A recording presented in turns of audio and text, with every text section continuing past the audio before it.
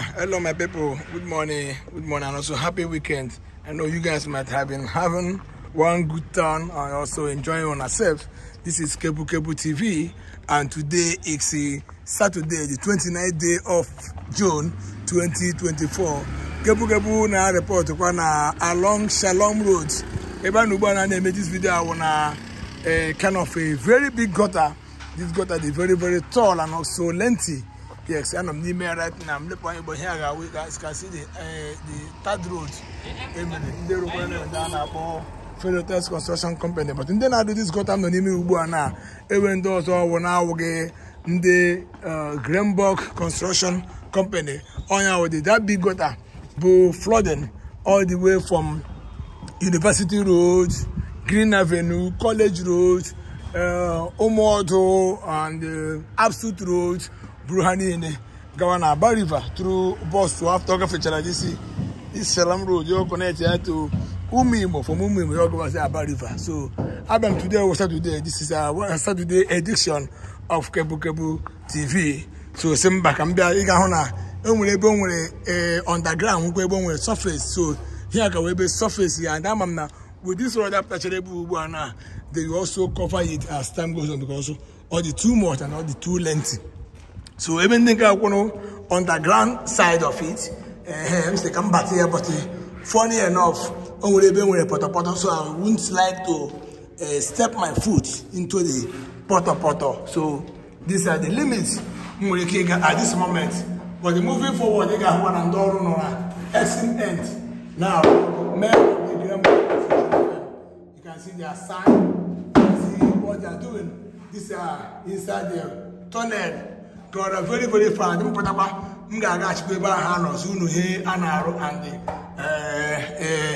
maybe for you to understand the size of this very, very precast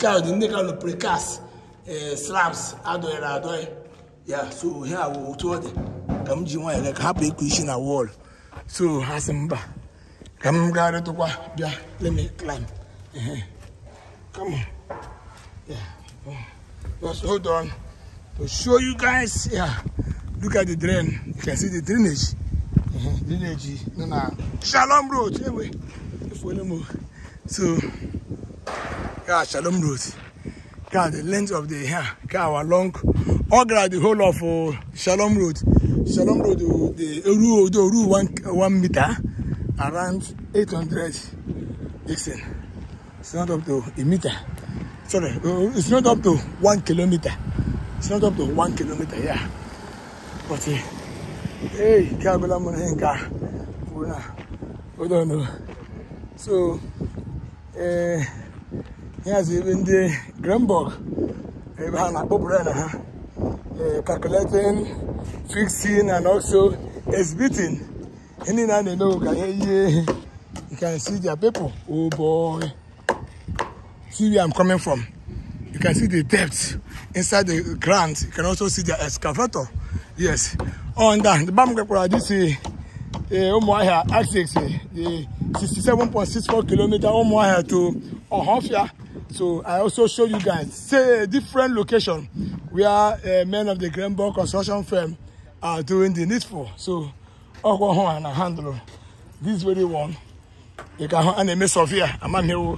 So the Mama Regala, they are measuring and also sloping to make sure that everything got properly in place. So this is Saturday edition of Kebu TV.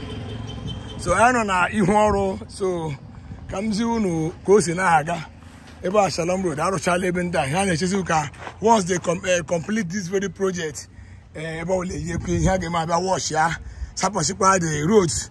Your chapel. This is their crane. As I told you guys, even the on the ground, I'm in a precast slab. Those precast slab, yes, you can see the precast slab. All this crane, the our Charlie, can see the thickness and also the size of what they are putting on the ground. No, you can see the type of wire. Oh no, wire. Iron and a thickness. So this is what is obtainable here in Nala. Severally, all the way from early learning Liria, Anaw, Aneli, Aneberi, Ana compose. So now they are crane now home become car before the size of this motor car Urikawa. So here crane na Ebuya and Ebuya now this year. So one excavator will be busy excavating and also open up the ground. This one will also be standby because and the engineers a plot or say to ready. This one fix here the organ. So I'm got manholes. Yes, it also have a series of manhole about service channels, so that when there's need for them to service the tunnel, they share my access. But I believe the size of this, I won't again with the ship around. I won't that name here with the Tina Wilson I got. So this will stand the test of time, and the may elongate the lifespan of some of these roads not along this vicinity, because once your street and we on our domiri wala to sara nala your banana gota oshina gota your banana the big drain. From the big drain you're going to Aba River straight, my brother. It is very, very rest assured that also gas stand the test of time. In the garden, Otoko Amado tea, the table city, the tea, Mirage Bogo Serega, Owe so I can before my land the objects video. It will also be fine. I show you some of those manholes on the several the different locations, some of those manholes, and they just have this here. And funny enough, the here MP this thing you can comfortably enter. On the very, very big, you can see the manhole. You got an email fully, yes. So as it can be able today, this Saturday edition, and today is 29th day of June 2024. So keep expecting more. Keep on don't worry, other places safe, other similar thing, similar got the same Craneburge and Arokwa. You can't go I said they be about agric from Udabara and Umwezi side. Nah, these guys are really working. So Mga Zunia organized, but let me just round up today's video. So able to Kwagana, so just a gradual process. And you know why not? So everybody, always remember to be praying for this government, praying for Abia State, because when everyone's like a so this massive changes people being Abia State in the enjoy. Some people won't be happy for that. So so always remember Abia State in your prayers and by the special grace of God. The Chamba. When you will be home and be there, we always excel. But if you job, whatever you see, you take.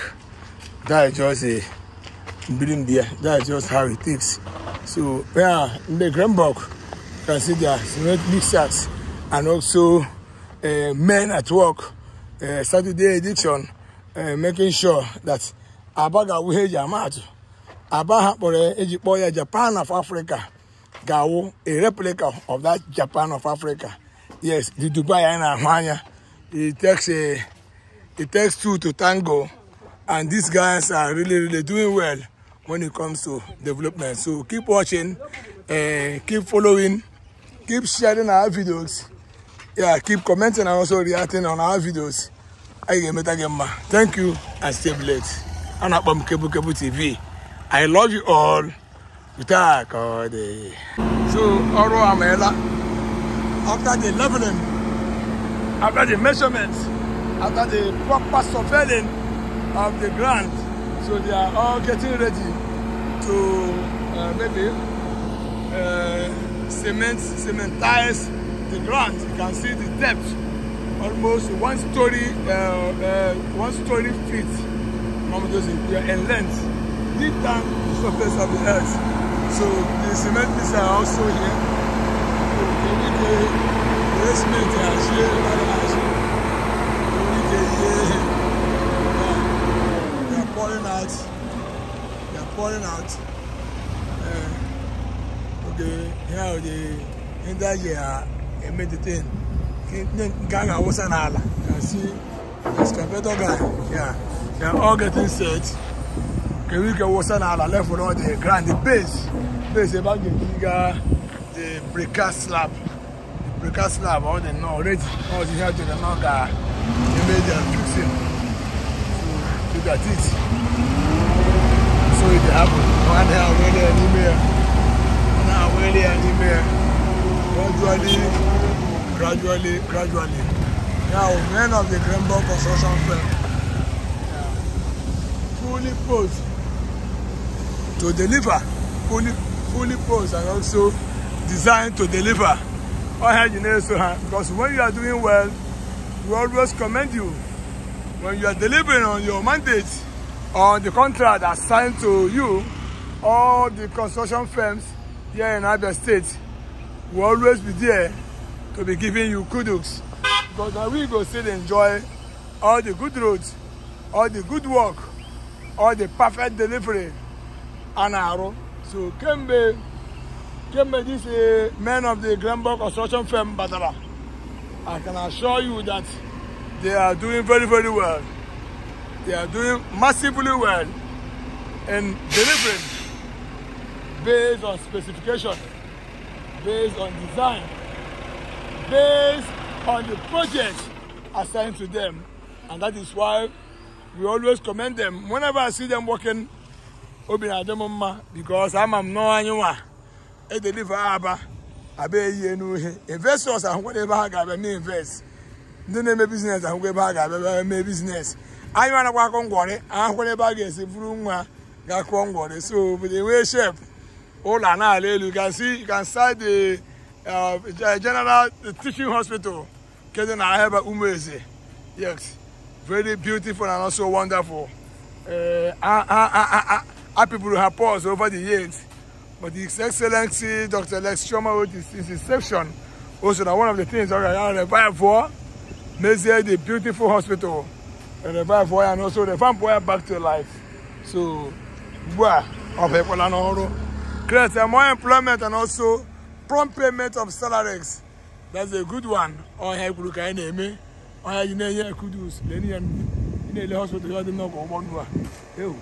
You can't go. I'm telling you. Oh, praise God, people. Sebanu bana we bende Craneburge. Ne keshi ekempocha. Magasa na mpocha worojo.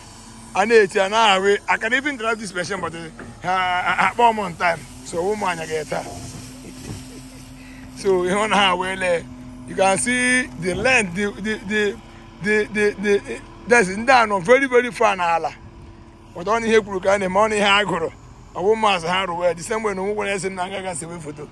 So they got so happening today. This is a Saturday edition of Cable Broadcast Situation Reporter today being Saturday the 29th day of June 2024. So keep following, keep commenting, keep watching, and also keep enjoying our video. We are here to give you the best. Thank you and remain blessed. I can even drive this caterpillar.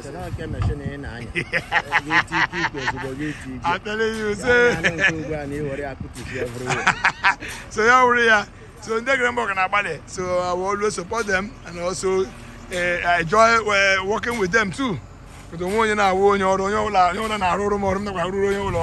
and I'm a son of two and I present the precast and I bad boy. I share you, warrior, million support. I've been well shaped. What I go? What again you might beside that self. So thank you and God bless you. I love you all.